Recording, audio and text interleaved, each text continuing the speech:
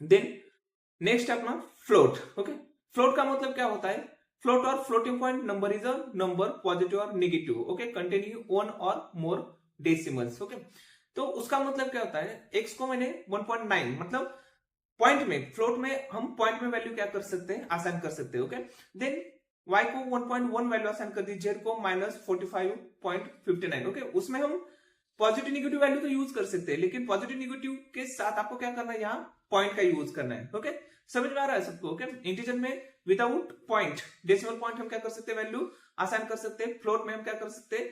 With precision point, decimal point आपको क्या करना है? वैल्यू आसान करना है। ओके, तो यहाँ x को प्रिंट कर दिया, y को प्रिंट कर दिया और z को प्रिंट कर दिया। x को प्रिंट करने के बाद आपका आउटपुट प्रिंट हो जाएगा 1.9, देन y को प्रिंट करने के बाद 1.1 वैल्यू आपकी प्रिंट हो जाएगी, देन z को प्रिंट करने के बाद -45.59, ये जो आउटपुट है आपका वो क्या हो जाएगा? यहाँ प्रिंट हो जाएगा। Then type x। ओके, तो यहाँ टाइप कौन सा यहाँ टाइप कौन सा प्रिंट हो जाएगा? x का टाइप, y का टाइप और z का टाइप कौन सा प्रिंट हो जाएगा?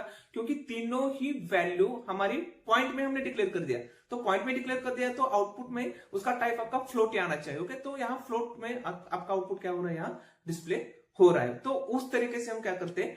फ्लोट में जो वैल्यू है वो वैल्यू क्या करते हैं? डिक्लेयर करते हैं या प्रिंट करते हैं उसको। ओके, देन नेक्स्ट टाइप है अपना कॉम्प्लेक्स। ओके, कॉम्प्लेक्स का मतलब क्या होता है? मैंने अभी भी बताया कि कॉम्प्लेक्स का मतलब क्या होता है कि आपका इमेजिनरी पार्ट आपको क्या करना है? यहाँ यूज करना है। ओके, इमेजिनरी मतलब जो भी हमारा कौन सा भी नंबर से, ओके, उस नंबर के साथ हम कौन सा कैरेक्टर यूज कर सकते हैं? जो भी है जे नाम का कैरेक्टर। ओके, उस स्मॉल में आपको क्या करना है? यहाँ यूज करना है। ओके, तो यहाँ मैंने क्या कर दिया? x equal to 3+5j right कर दिया, देन y को 5j वैल्यू राइट कर दी, असाइन कर दी, देन z को -5j। ओके, यहाँ जिस तरीके से हम इंटीजर फ्लोट में minus positive and negative value हम यूज करते थे, यहां भी हम कॉम्प्लेक्स में पॉजिटिव निगेटिव वैल्यू यूज कर सकते हैं। ओके, लेकिन यहाँ उसका जो रिजल्ट है, ओके, जिसके मैंने कंसिडर करो आपकी आपने की उसका एडिशन कर दिया, देन सब्सट्रैक्शन कर दिया, डिवीजन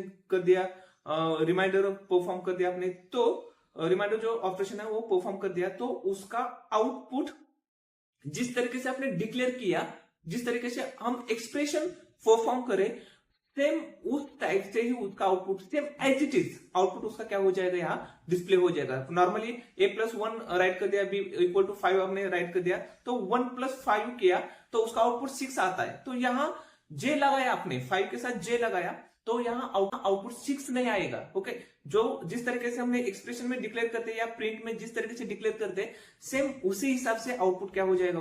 आपका यहाँ डिस्प्ले हो जाएगा। ओके, तो x को प्रिंट करते हैं, तो x में क्या कर दिया? एक्सप्रेशन में हमने 3+5j राइट कर दिया, तो x का आउटपुट 3+5j ही आना चाहिए। ओके, अदर नहीं, मतलब एडिशन उसकी 8j, ऐसा आउटपुट कभी भी डिस्प्ले यहाँ नहीं होगा। तो जिस तरीके से आप यहाँ डिक्लेयर कर रहे हैं उसी हिसाब से आउटपुट यहाँ आपका क्या हो जाएगा?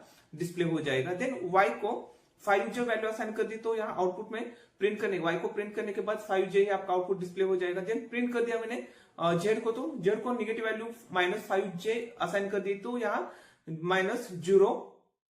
-5j ये आपका आउटपुट क्या हो जाएगा? डिस्प्ले। ओके, -0 क्यों आया यहाँ? क्योंकि निगेटिव वैल्यू से पहले हमने कुछ माइनस लगा दिया, तो वो ऑटोमेटिकली क्या करता है? -0 वैल्यू कंसिडर कर देता है। देन -0 -5 उस तरीके से आपका आउटपुट यहाँ क्या हो जाएगा? डिस्प्ले हो जाएगा। Okay, then type x y z का टाइप अपने प्रिंट कर दिया, तो एक्स वाई जेड का टाइप प्रिंट कर दिया, तो कॉम्प्लेक्स ही उसका आउटपुट क्या हो जाएगा? डिस्प्ले हो जाएगा। तो उस तरीके से हम कॉम्प्लेक्स का यूज